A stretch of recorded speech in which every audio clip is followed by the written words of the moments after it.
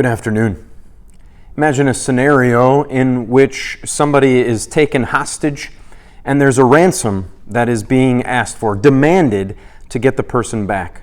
It sounds like the making of a TV show or a movie, that there is somebody who's in danger. They have been taken as a prisoner, as a hostage, and the only way to get them out, the only way to free them is to pay the ransom. The obvious plot hole would be if the movie directors or the writers or somebody said, you know what, I think we're going to have the person pay their own ransom. That just doesn't make any sense. Like, they're going to have their checkbook with them to be able to pay that amount. They're going to take out their credit card and give it to their captors to make the payment for them. That kind of thinking is foolish, and it would get laughed off of the screen if somebody put it into a movie. God says, really, that's the way it is. That's the way it can never work. Listen to what he says, Psalm 49, verse 7. But no one can by any means redeem himself. He cannot give God a ransom for himself.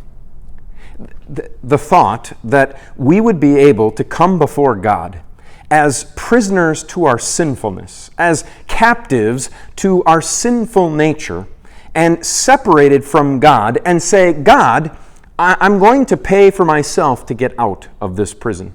I'm going to pay so that I can be free from my sins. What do we have to offer to be able to do that? The only thing we could offer is our life, and if we offer our life, well then we have sacrificed our life and we don't get eternal life. Our sinfulness makes it so that we can't ransom ourselves. We can't pay that high price. But God can.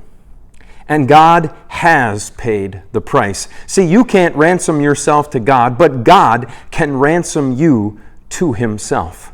The way it works is somebody has to pay in your place. And that's just what Jesus did.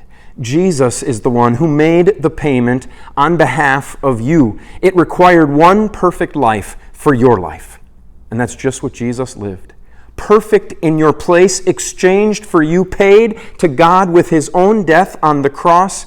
Jesus paid that ransom price to set you free. Now you are forgiven and free before God. And Jesus, well, he didn't remain dead. He came back to life again, just to prove that it was all true, just to show you that the price had been paid, the ransom was done, you are free. This is what you have with God now. You didn't make the payment, but God made the payment, the ransom payment to set you free. He made it for you. Until we see each other again, the Lord's blessings on your day.